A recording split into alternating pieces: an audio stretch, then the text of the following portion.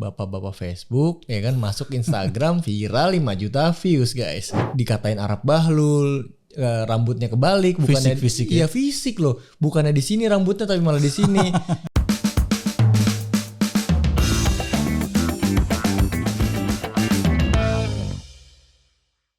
Mas Riyaldi Maulana, selamat datang Mas. Iya, thank you Bang Yuda.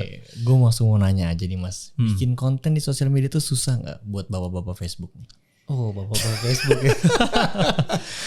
Gue jawab dari dasar dulu kali ya. Kalau buat konten tuh sebenarnya susah kalau kita nggak punya ilmunya gitu. Betul. Nah, betul. Gitu. Jadi emang kalau udah punya ilmunya bisa lah ya bikin konten sebetulnya. Iya, betul banget. Berarti menurut lu bikin konten itu adalah hard skill.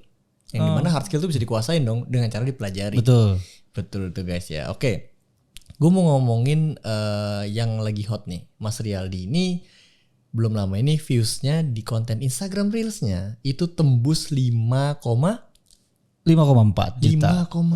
juta guys. Gue pribadi belum pernah dapet segitu. Paling gede 200-an lah paling ya gitu ya. Oke Mas, boleh ceritain nggak apakah dari konten itu kira-kira impact apa sih buat akun lu gitu? Oke. 5 juta views ya. Jadi sebenarnya ya ini gue mencoba untuk membangun konten, gue coba bawakan konten yang coba relate dengan audiens gue, salah satu di antara followers gue ya. Nah, dari konten yang gue ketemu feed-nya itu ya itu hasilnya bisa sampai 5,4 juta views itu. Nah, kalau lo tanya tadi dampaknya tentunya pertama followers ya. Gue jadi bisa dapat followers yang lumayan cepet ya. Jadi gue sempet gue peaknya tuh di 2.400 followers per hari. Per hari 2.400 followers. Yes, dari konten itu. Oke. 2.400 followers per hari. Nah, itu dampak positifnya. Jadi gini, gue mau cerita sedikit teman-teman ya. Gue kenal sama Mas Riyaldi ini dikasih Instagram hack, jadi kasih Bang Ogut ya. Gue tahu Mas Riyaldi itu dari followersnya 2000-an ya. 2000. Lu mulai tuh emang dari 2000 apa gimana sih? Enggak. Kalau mulai gue awal gue belum ngerti Instagram ya, itu mulai dari 400 follower Bang. Berarti dari 400 udah mulai grow tuh sebetulnya kalau 2000 ya. Iya, 400 gue mulai belajar. Alhamdulillah bisa sampai ke 2000. Oke, gitu. Berarti zaman lu belajar dulu itu pas lagi konten trennya ke arah karusel. Karusel gitu kan. Microblog Nah, nah gini, nggak semua orang kan bisa bikin konten video nih. Terus tiba-tiba gimana ceritanya nih bapak-bapak Facebook ya kan masuk Instagram viral 5 juta views guys. Gimana ceritanya akhirnya lu mau adaptasi ke konten yang sekarang yang dimana konten sekarang short video vertikal. Oke, kalau adaptasi jelas itu perlu banget ya kita sebagai konten kreator. Kita harus coba ikutin perkembangan yang ada di platform tersebut. Kalau di Instagram yang gue tahu saat ini memang saat mulai gue bisa viral itu lagi boomnya Reels, video pendek dari Reels ya. Jadi kenapa enggak gue harus mencoba upgrade konten gue menjadi ke Reels? Sebelumnya kan gue hanya karusel atau video-video di Instagram. Karusel di videoin. Iya gitu. Oke, dari situ ya udah akhirnya gue coba belajar dari kelas lo juga sih Bang ya waktu itu gue ikut. Iya, webinar ya. Iya. Alhamdulillah. Webinar lo itu terima kasih banget gue dapat insight yang sangat bermanfaat buat gue ya. Gue akhirnya bisa bikin konten, video dan ilmu-ilmu lighting sih sebenarnya yang gue awalnya nggak punya sama sekali gitu. Itu yang gue salut dari Aldi guys. Jadi waktu itu gue bikin webinar, terus Mas Aldi ikutan. Mas Aldi tuh bener-bener lampu masih seadanya. Yang gue kaget abis webinar dia beli lighting buat backlight, buat fill light, beli reflektor. Waduh keren banget langsung videonya.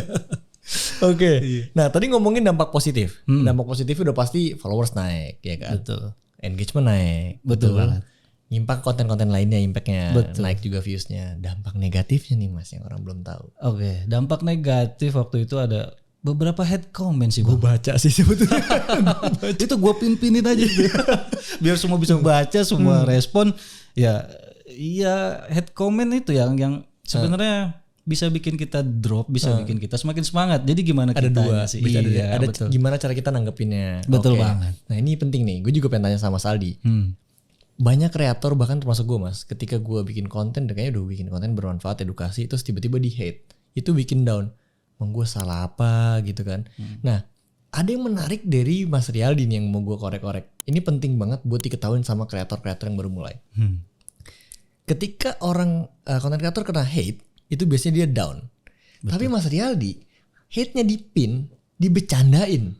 Serelax itu. Yes.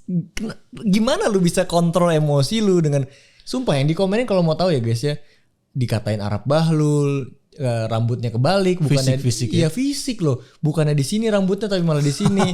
Itu parah banget. Tapi Mas Riyadi tuh bisa nanggepin dengan lucu, dan akhirnya gue yang gue mau bantuin lu kan, biasanya biar lu nggak terlalu down banget, gue mau bantu balas komennya.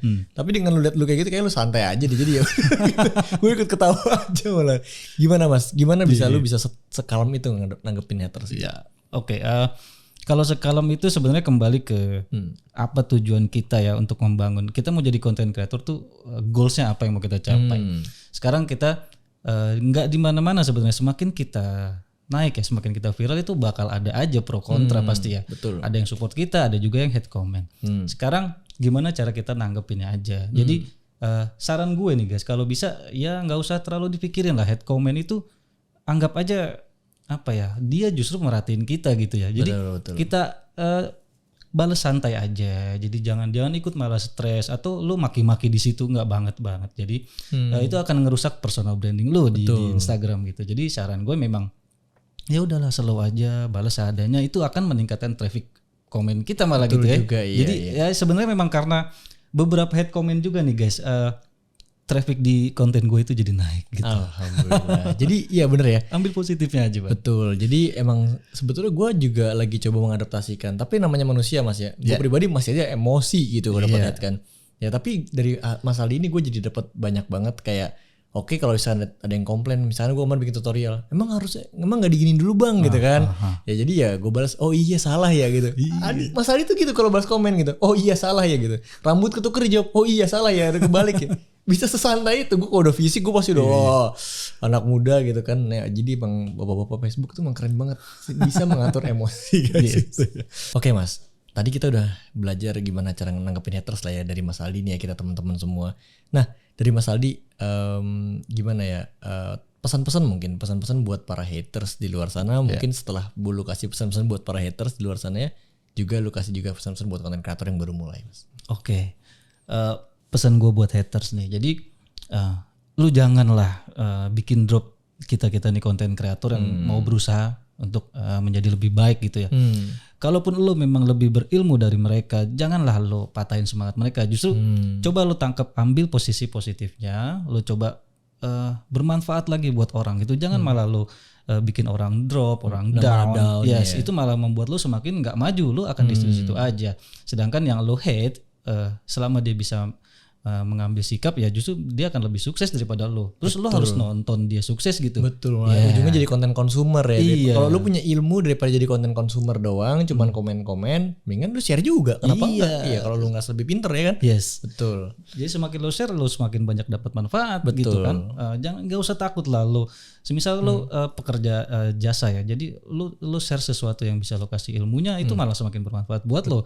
Justru kalau masalah job dan lain-lain itu kembali ke rezeki ya, itu malah semakin kita banyak berbagi, insya Allah makin banyak itu jodohnya datang bos. Namanya kita sharekan yang bermanfaat, terjadi ya nggak sih Mas ya, buat banget. Orang bermanfaat kayak gitu. Oke Mas, sekarang pesan buat konten kreator yang baru mulai atau mungkin yang udah jalan ngaji konten kreator, mungkin pesan buat gue juga nih, karena untuk masalah haters gini gue juga kayak masih kerasa gitu Mas. Nggak bohong.